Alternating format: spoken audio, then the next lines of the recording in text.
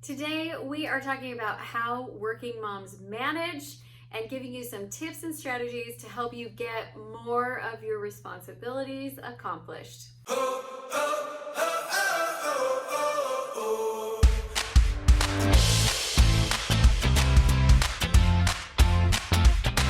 Hi, I'm Amy Walker, Client Acquisition Specialist. My job is to help you find the simplest strategy to consistently find your dream clients.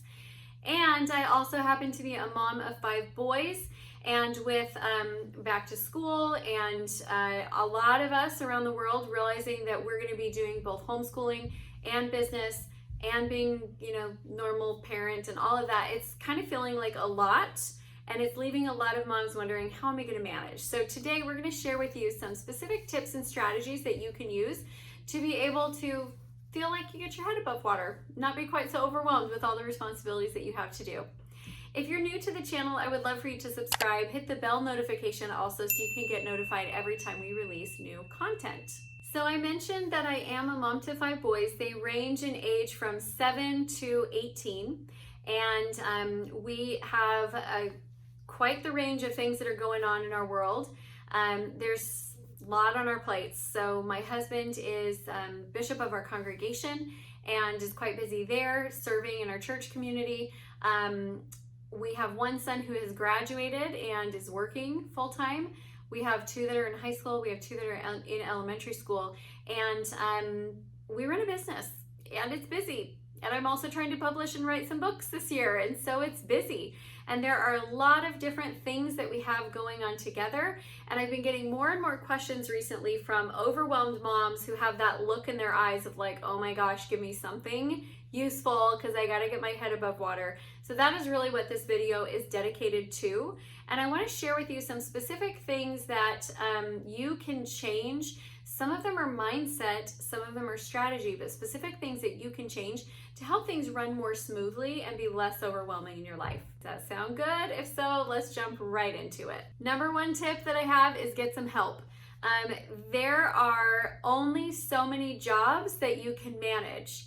And I always tell my family that it takes a family to run a family. So where there are certain things that traditionally they would think of as mom's job, I look at them as family jobs. And I am constantly getting help. So get some help in your business, or get some help with housekeeping, or get some help with somebody who is going to help take care of your kids, or get some help with tutoring. Now, I know that some of you are single moms, single working moms, single entrepreneur moms, and you are just like, I don't have anyone to help. But that is really not true. If you think about it, as women, we band together and we help and we support each other. But also as women, we're not very good at expressing what we need help with. So over the years, I've always been married. My husband and I are coming up on 20 years, but I've had a lot of single married parenting years where he was working nights, then he was going to school during the day, and he literally only came home enough time to sleep. And I was the main breadwinner in the family. And so I have, and he did contribute and he did help, but I do understand what it's like to feel like you don't have enough money and you don't have enough people. We've never lived near family, and I had to get really creative. So doing things like trading services for support, something that I did in the early years. Finding inexpensive virtual assistants in the Philippines so that I could get some help in my business so I would have more time available. Finding teenagers who could do things for me and do tasks for me. And again, less expensive than hiring a full-time assistant. Babysitting trades. Which I know we have to be really, really creative right now because it's a crazy season and time, and I know you're all trying to keep your families safe. But what I will tell you is if you'll get committed to the idea of having help and you train your brain to not tell you why it won't work, but tell you how it can work. Every time my brain tells me like I can't do something, I'm like, don't tell me that you can't. Tell me how you can. So take that approach and find ways. You do need help. You absolutely need to be supported. So find ways to help find that help and bring and attract that in, and be open to it coming in multiple different forms. Tip number 2 is to ditch some of your jobs. It's a funny thing how as women, we have so many different jobs and we kind of like add them all in. And so we say, okay, now I'm homeschooling. That's one of my jobs. Now I've got running the company, that's one of my jobs. I'm an author, that's one of my jobs. I'm a mom, I'm a wife, I have my church responsibilities. And so we create all of these jobs for ourselves. Doing the dishes is a job, and cooking dinner is a job, and we load our plates full of jobs, and it becomes unreasonable to be able to even manage all of that. And you guys, we're not superhuman. We only have so much capacity. And so when your capacity is overloaded by all these different things that are your jobs, you get really bogged down and ineffective. So learning to say these words, that's not my job. 4 words, that's not my job. That will change your life. And here's what that looks like. Currently, right now, in this room, there's a huge pile of laundry, like probably 4 or 5 loads that all need to be folded. And in past years, I would have felt really guilty about that. Now I'm like, you know what? That's not my job. Do I contribute in folding laundry? Yes, but it's not my job.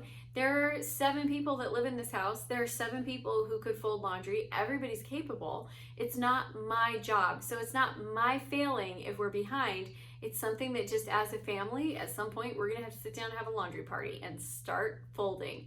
So redesigning and getting really intentional around what your jobs actually are is going to be a game changer for you. Which leads me into tip number 3, which is defining your jobs. I'm very clear and intentional about what my jobs are, and I don't recommend that you ever have more than 6 jobs because it's not manageable. It's better if you have 4 or 5, but here are my current jobs. So number 1, daughter of God. Number 2, wife. Number 3, mother. Number 4, Amy Walker Consulting. Number 5, writer. And then number 6, household manager.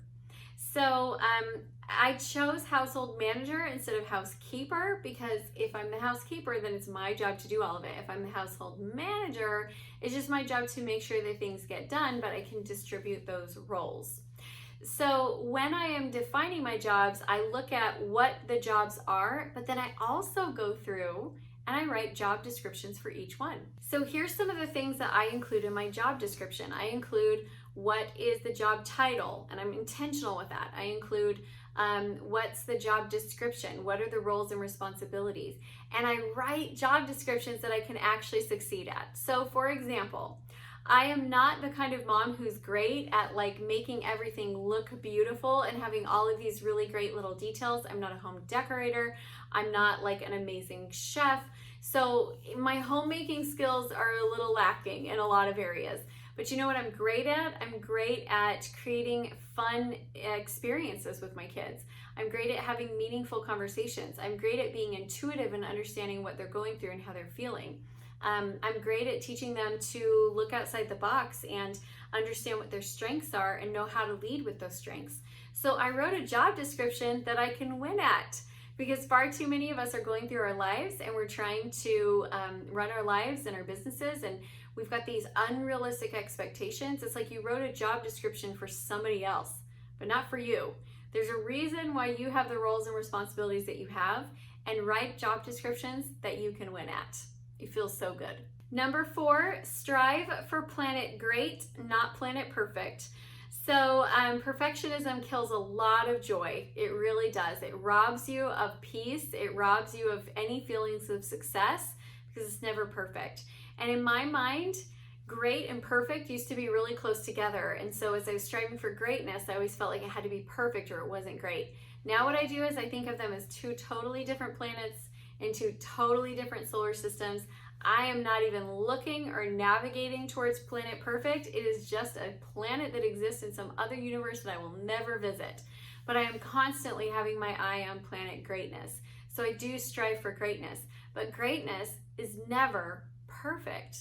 It's just constantly striving to be the best that you can be. And then learning to say the words, I am doing my best and my best is enough. And be at peace with it. The 5th thing you can do to help manage as a working mom is teach your children that what you do is important. There are too many moms out there who are not like staking claim that what's important to me is valuable. And so you're constantly putting your things on the back burner. You're constantly struggling behind the scenes. The family's not really making sacrifices for you, but you are making sacrifices for the family. And I just don't think those are healthy lessons to pass on to our daughters or our sons, because then we perpetuate the cycle with our daughters where they feel like they have to sacrifice everything for everyone in order to be good. And our sons are not prepared to really place high value on what their wives and the women in their life do. So let's train them now that what you do is valuable. Not more valuable, not less valuable, it's just valuable. It's equally valuable. So ask for the things that you need. Be willing to make them a priority. I am being selfish at protecting my business time right now because there's so many things going on around, but guess what? If our business fails, the whole family doesn't get what they want, like in anything. And so where our business is the lifeblood that sustains our family, I am being selfishly protective of that time, and I'm saying no to other activities because I value this space and I ask for support from every member of my family. Number 6 is you've got to stop the comparison. You have to stop the comparison. So we sometimes compare ourselves. Like I had a conversation with a good friend who was comparing herself and her situation to mine. We both have 5 kids, but you know what? Hers are 8 and under. Mine are 7 to 18. That's a really different phase of parenting.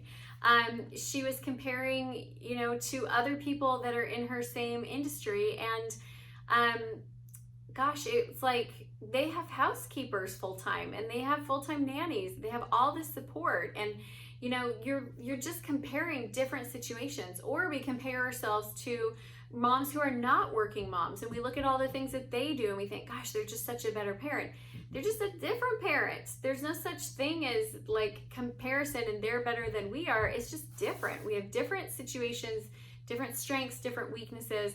And if we want to really give ourselves the ability to manage balancing business and family, we really have to stop the comparison game. It's the one game where everybody is guaranteed to lose and nobody comes out happy. All right, my friends, I hope that was helpful for you and gave you maybe a different way to look at how working moms manage, because it's not about being perfect. It's not about the perfect routine or the perfect schedule. It's really about developing a stronger mindset and setting yourself up for success versus setting yourself up for failure. So I appreciate you being here and watching today. If you haven't subscribed to the channel, please do so. We release new content 3 times a week. Also, I have a private Facebook group called Acquire where you can come and learn more advanced strategies around building your client base and how to balance business and family. And if you haven't gotten it yet, I have a 30-day challenge for busy mompreneurs. It's called 30 Days, Get More Done, and it will help you create more peaceful productivity. So if you're looking for that in your life, go check it out. We'll put the link down below. Thanks, everybody. That's it for today.